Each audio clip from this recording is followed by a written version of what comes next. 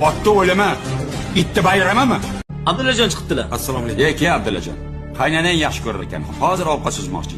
Abdullajon zarur ish bilan chiqdi. Xo'sh. Xullas, uyini sotmoqchi. Iye. Tushunmadim. Tinchlikmi, Abdullajon? Oyimni zudlik bilan operatsiya qilishimiz kerak ekan.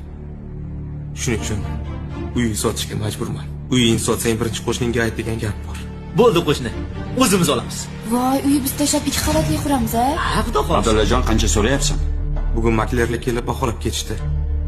80 mingga ketadi deyishdi. Lekin hozir operatsiyaga 30 ming juda ham zarur. Qo'shni, 30 ming bo'lsa hozir sanayman, dada. O'zimiz olamiz. Qani boy?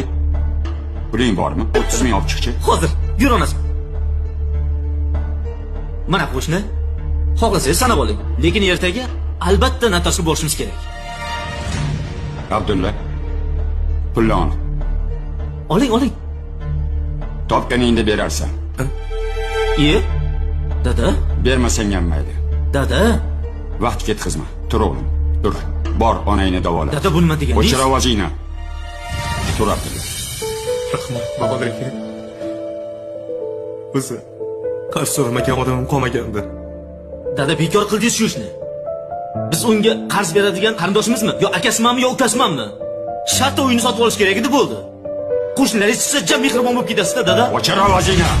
Boyvachcha, onang olamdan o'tganda birinchi bo'lib bel bog'lab yonimda turgan yigit shu edi. Xotiningning dardi tutganda sen safarda eding.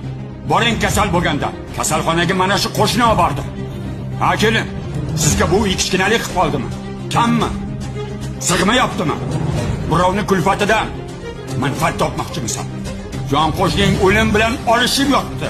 Biror marta bir kosa ovqat olib chiqdilaringmi? Hol so'rab chiqdingmi? Eskilar bekorga aytmagan.